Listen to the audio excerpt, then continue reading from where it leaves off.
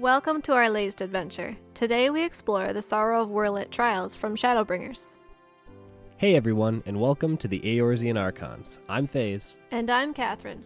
This video is a complete lore summary of the Sorrow of Wyrlit quest, which includes 3 trials. There will be no spoilers in this video after the Shadowbringers expansion. Remember to subscribe and click the bell icon if you'd like to be notified of future videos. Let's get started. Why is it that the bad guys we kill keep coming back to life? Maybe we should start checking for a pulse after battles, or burn the bodies. Brutal. Though I can see what you mean. We never did confirm Gaius died back in the Praetorium, and even Xenos somehow survived after ending his own life. Maybe we aren't as good at our jobs as I thought we were. Although, I guess not killing Gaius somehow turned out alright. Seems like someone believes in Eorzean now. Last I heard of Gaius, he was investigating the Black Rose production with Estinian, and was accused of killing Emperor Varus, even though Xenos is to blame. From what I've heard, Gaius' old buddies in the Garlean Empire are up to no good again. We've received word from the Eorzean front that we're needed in Ala Mhigo to combat a new threat. Let's head out. Once upon a time, in Ala Mhigo, we meet with a resistance officer. He tells us that the Empire is advancing and deploying new weapons, machines originally designed to slay primals. Former Garlean commander, now de facto, Gaius Van Belsar, and his followers are already out there, holding the line. They could really use our help down in Porta Praetoria. Over in the battlefield, we join Gaius, who's both surprised and relieved to see us. He informs us that the previously abandoned Ultima weapon project has been revived by the reformed 7th Legion. Furthermore, they've already deployed their first weapon to the Eorzean front, the Ruby weapon. Before we arrived, Gaius and Severa attempted to destroy the weapon, but the explosives did little to the armor plating. Gaius also warns us that the Ruby weapon no doubt shares the same aether-consuming properties that the Ultima weapon had. If any icons had been summoned, beaten, and consumed by the weapon, its strength would only grow. After failing to defeat the Ruby weapon, Gaius was injured while helping Severa retreat. In no condition to fight again, Gaius asks us to fight in his stead. Not ones to back down from a fight, we tell him we'll fight for a better Eorzea. Baldulin surmises that the Empire is preparing to advance on the Gimlet Dark, making it a perfect place to intercept them. We'll have one shot at stopping it, for who knows the devastation it'll bring if we fail. Meanwhile, the Garleans activate the Ruby weapon. A synthetic Auracite system completes its fusion process, setting codename Darnus ready for launch. As we arrive at the Gimlet Dark, so does the Ruby weapon.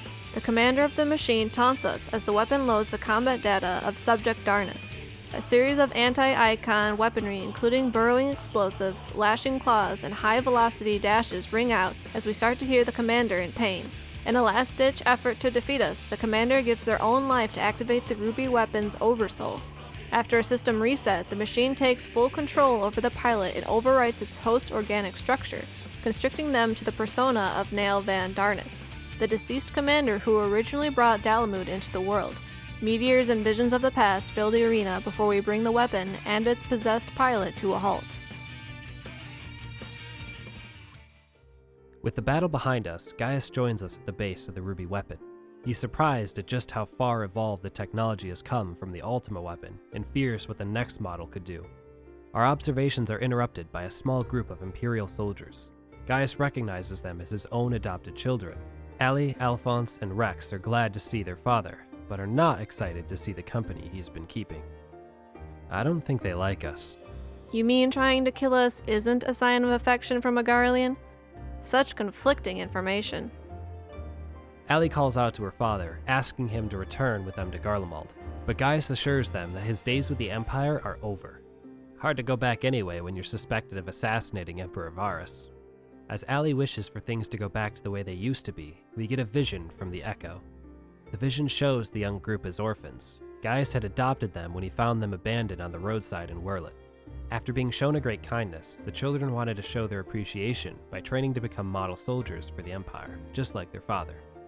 As the vision fades, Ali explains to Gaius that a lot has changed in the Empire since he left. If she had only known he was still out there, still alive. But Alphonse cuts her off. A ship lands behind them and the soldiers take their leave. Gaius asks them one final question. Who was piloting the Ruby weapon? They tell him it was Melisandre, one of Gaius' adopted children and sister to the soldiers before him. He refuses to believe it.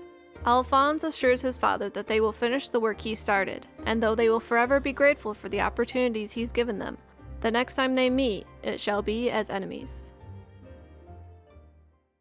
We arrive back at the outpost to discuss our next move. As we begin, Cid arrives, poking Gaius about the advancements in his ultimate weapons research. Gaius brushes off the comment and points Cid to the wreckage where he can study the ruby weapon and the deceased pilot. As Gaius leaves, we let Cid know the personal connection Gaius had to the pilot. Cid assures us that Gaius has always had an eye for talent and a will to nurture it. Besides the orphans we met, he even took in Livia Sas Junius and Cid himself when his father became obsessed with Project Meteor. Cid believes that Gaius is a good man underneath, just manipulated by those above him. With that, Cid sets off to get to work on his research. After some time, Cid returns to the base and reports that his team is still researching, but he brings urgent news about the pilot. Gaius wishes that if death had befallen his adopted child, Melisandre, that it was quick. Cid begrudgingly says that death would have been a kindness. In all his years, he's never seen such perversion of science and nature. Melisandre's body was fused with the ruby weapon's core, her energy pulled from her body to feed the machine. We theorize that the Empire must be combining the battle data of great soldiers with the will of their pilots to strengthen the weapons. This would explain how the image of Nail was able to manifest form within the ruby weapon. We question how such data is acquired and to what end the Empire is willing to go to create the ultimate weapon. Seeing that more information is required for us to make a strategic next move, we step outside the battlefield for some fresh air. As we leave, Valdulin warns Gaius that if he plans to return to the Empire, he would not hesitate to kill him. Meanwhile, over in the Garlean-occupied territory of Werlet, Gaius's children argue over whether or not they should have explained the truth to their father about the weapons project. Rex is confident that things will go back to the way they used to be after he deals with the Eorzean resistance, with him piloting the Sapphire weapon.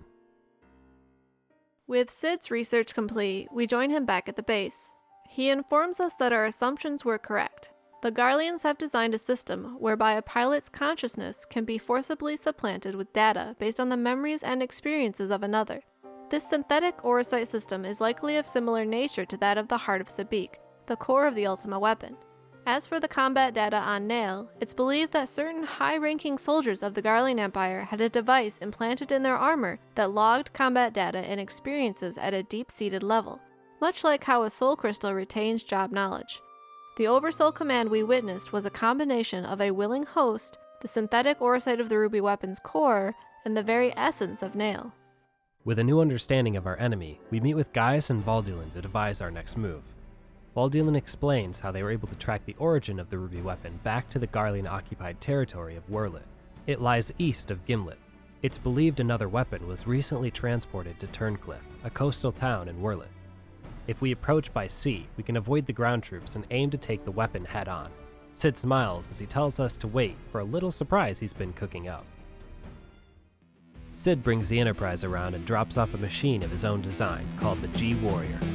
Well, one he borrowed from an Alekan ruin, branded with Garland Ironworks flair.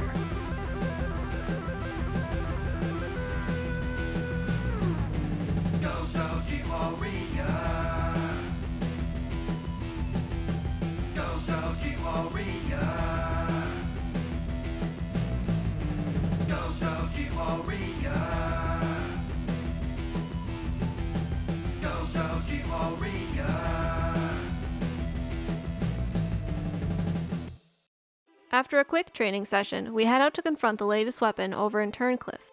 As we arrive, the Sapphire weapon emerges from the sea and its pilot activates Oversoul mode immediately. Combat data on Hydra's fuses with the pilot and the weapon's core as we approach. Hydra's clones, his Tiger, and drones attempt to stop us, but our superior 5 minutes of training in the G-Warrior pulls through as we defeat the Sapphire weapon. However, our victory did leave the Sapphire weapon largely intact. As we look on as Cid's crew begins to study the machine, we receive a vision from the Echo. The vision shows Rex and Recon arguing over who is to pilot the Sapphire weapon. This would have been moments before we arrived, and it's clear the machine is not ready for combat. However, using the Oversoul command would buy the Empire enough time to move the other weapons off-site. Recon convinces Rex to allow him, the less skilled pilot, to buy them time so that Rex would have the chance to fight in an improved model. Rex has always acted as a big brother to their group, and now is the time Recon can repay the favor. As the vision fades, we tell Gaius of what we saw, of the sacrifices his adopted children are making. Cid comes by to confirm the worst of it. Recon is dead. As Gaius takes a moment to vent his frustration, Vol'julin pulls us aside. In the time he knew him as the Black Wolf, he never showed signs of having this family, nor did he make mention of them to his peers in the Empire. He continues to tell us of how he met Gaius Van Belser in the rubble of the Praetorium after Operation Archon. The man that raided his home village and was responsible for his people's suffering stood before him, only wishing to talk. Gaius spoke about how he needed to live in order to rid the world of the Ascians. Once the Ascians that made a mockery of his power were gone, he would forfeit his life. To this day, Vol'julin watches over Gaius to make sure he sticks to his word. We return to the others and debrief on Cid's findings. Cid tells us that most of the facility in Turncliffe that housed the weapons had been destroyed as the Empire fled. However, we were able to confirm the battle logs for Regula Van Hydrus. We also were able to confirm that the Sapphire weapon was not fully operational when we fought it. The Empire is still making modifications to the synthetic Orosite system. Seems like the recreation of Nail and clones of Hydrus were more malfunctions than features. However, the death of the pilot to activate Oversoul is an accepted casualty as per the designs. Meanwhile, in the 7th Legion's Wurlit headquarters, Alphonse comes in to bring news of the Sapphire weapons to Lord Valens Van Varo. He explains how the Warrior of Light, Cid, and Gaius Van Belser bested the Empire. Lord Valens does not take the news well, screaming at Alphonse for letting Gaius, of all people, get the better of him. He orders Alphonse to meet him in the correction chamber to be taught a lesson in obedience. He throws a fit and dons his armor, preparing to meet with the head of the Magitech division. As requested, Allie joins him in his office, ready to play her part in the grand scheme.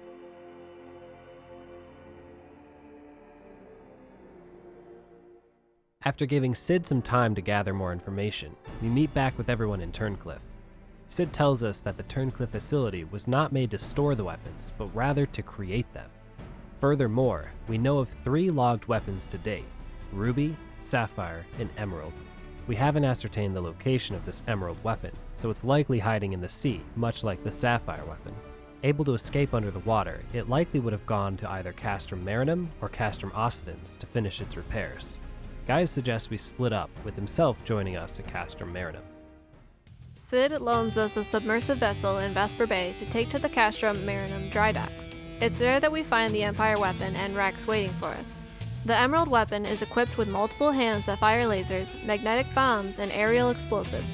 As it destroys the platform around us, Rex activates Oversoul as his body fuses with the synthetic Orosite and battle data on the Black Wolf.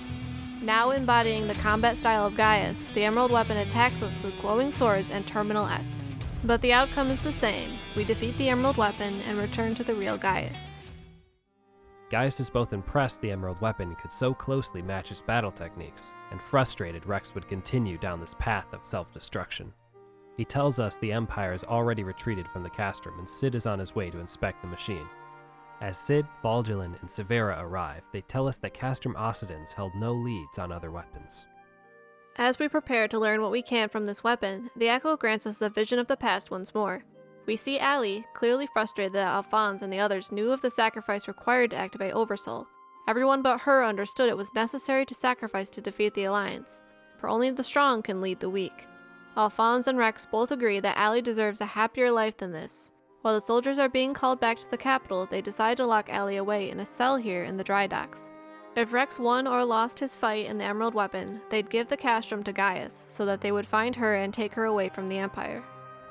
Alphonse and Rex would continue to play their part, for if they left, it would only be at the cost of another taking their place. The ultimate sacrifice would be theirs, a small price to pay for Wurlit's freedom. Besides, Rex believes he needs to use Oversoul next in order to send back important combat data to the Empire. They hope that it can be used to perfect the synthetic Orosite system so that it no longer requires such sacrifice. Our vision fades as Severa and Vol'julin bring back Allie from the cells. She cries out to Rex as she falls before the sight of the destroyed Emerald weapon. Seeing no point in sticking around, we take the Emerald weapon and Allie back to Turncliffe. We let Allie rest inside one of the houses, clearly traumatized from the recent events. Severa reports that they have found multiple welts and bruises across her back. The markings seem to be applied regularly by what we can assume was her Garlean masters. Severa tells us that these beatings were not uncommon. She was born in Wurlet herself, with her mother being a local and her father being of the Garlean Empire. To prevent shame and abuse from being cast on her mother, Severa joined the Imperial Army. Being a savage and not pure Garlean, she sustained abuse from within the ranks as she served.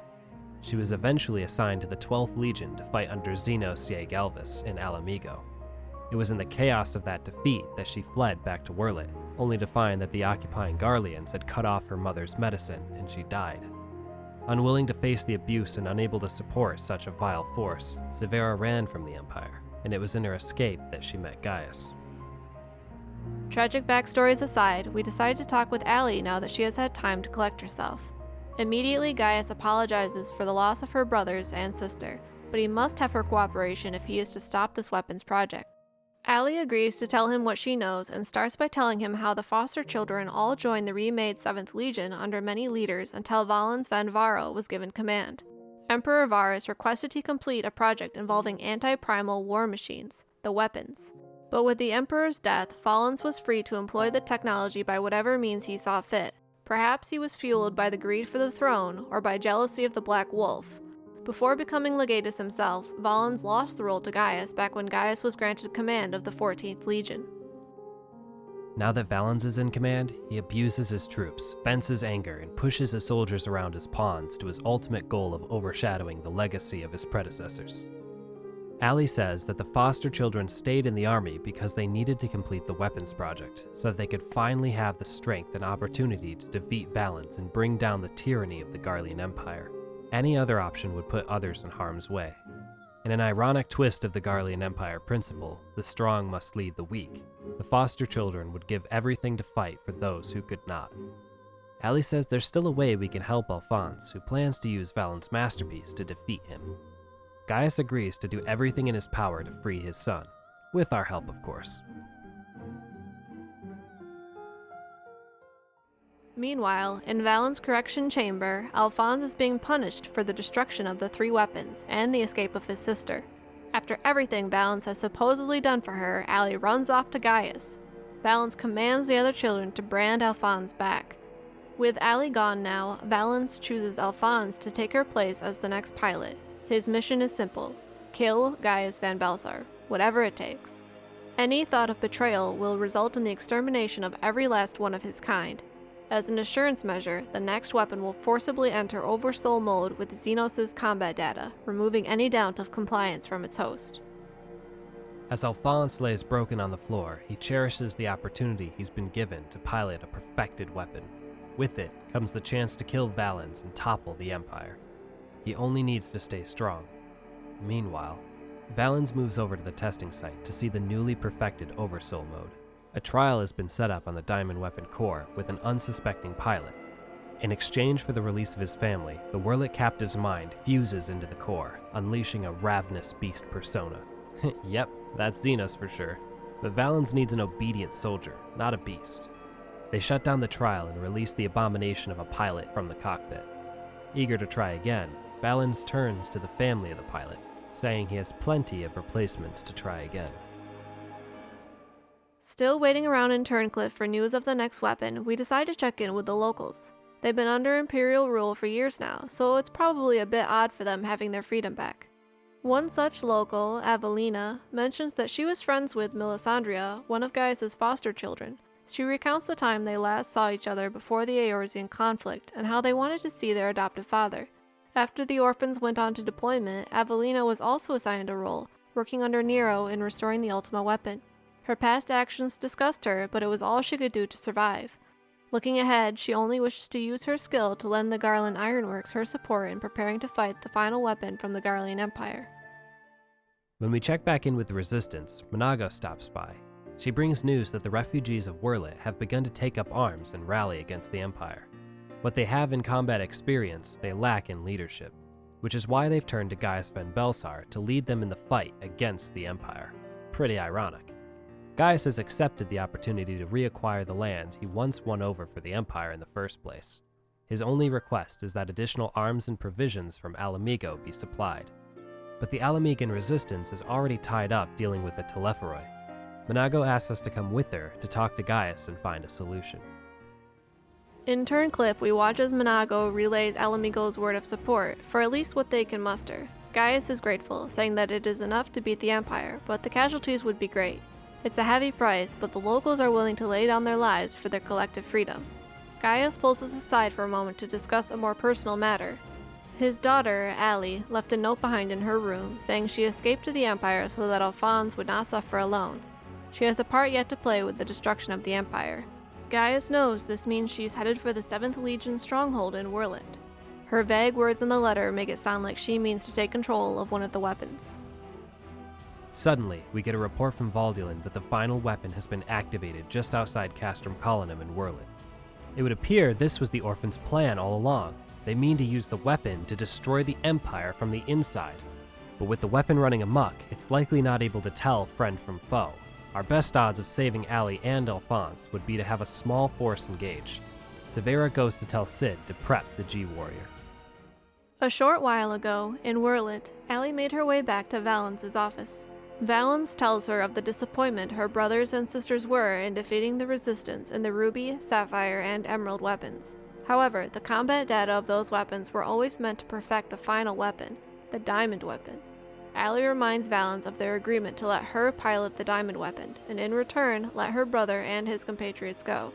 Valens of course agrees, a handful of savages for his best and brightest soldier. But Allie doesn't stop the deal there.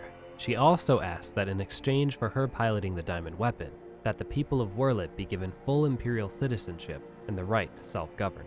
Valens deflects, saying that he couldn't do it as a legatus if he wanted to. But Allie calls out his plan to march on the capital and claim the title Emperor for himself. Surely then he would grant this request. Valens laughs and agrees to the request.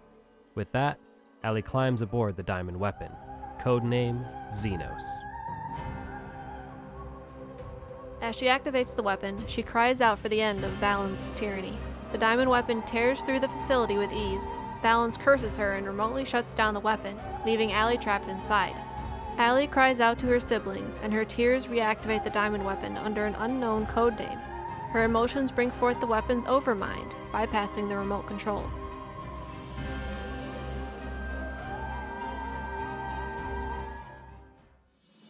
Back in the present, Cid joins us. Since the latest reports tell of the Diamond weapon flying airborne above the 7th Legion stronghold, Cid and Avelina redesigned the G-Warrior to allow us to meet it in the sky. The G-Warrior has been repurposed into the G-Savior, a deck from which we can fight from, complete with a capture system to disable the Diamond weapon so that we might save Allie from it before it is destroyed.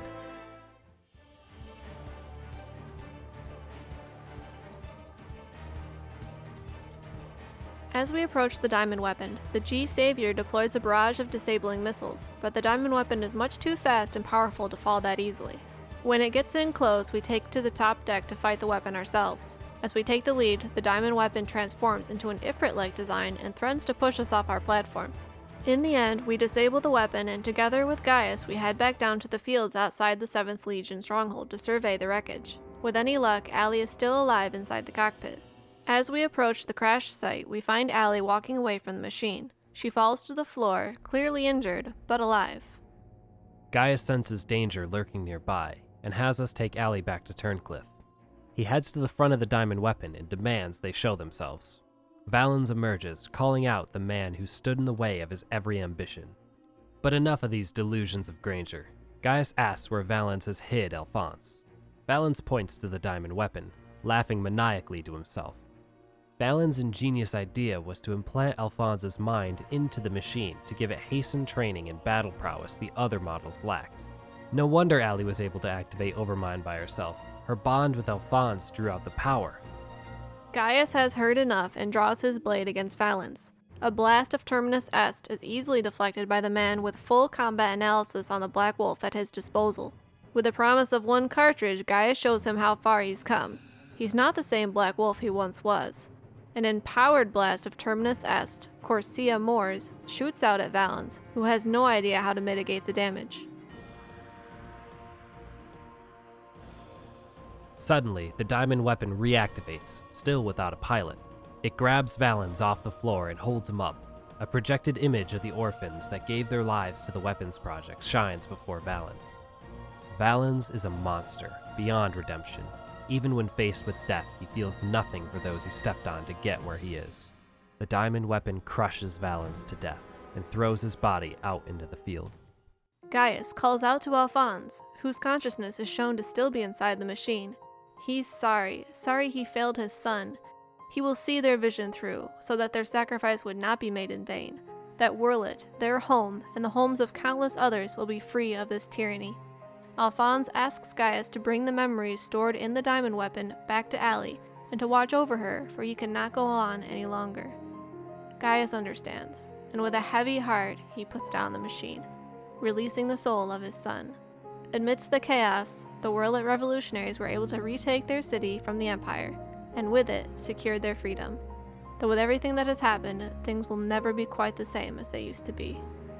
In time, a monument was made in Turncliffe to honor the fallen, that their sacrifices would not be forgotten.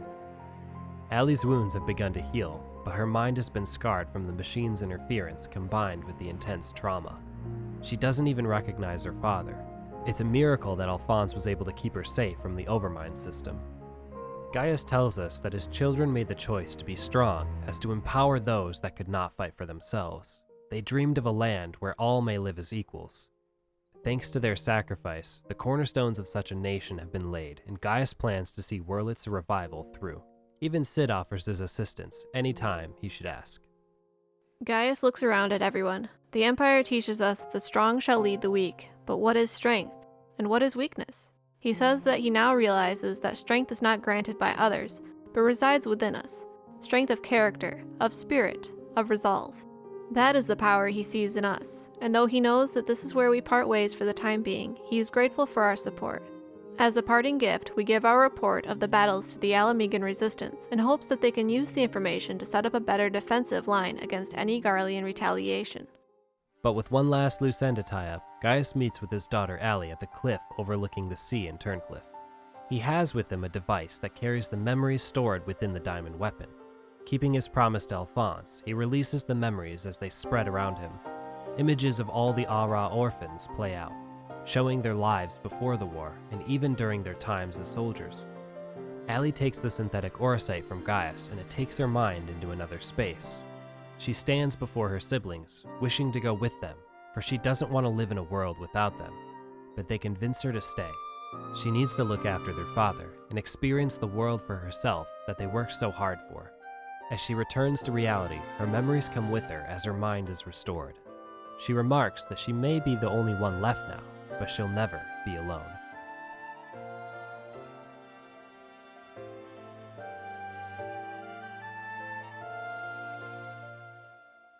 Hard to believe this whole mess began with the Ultimate Weapon project that Gaius started, although it was really La Habrea that manipulated Gaius into creating the weapon.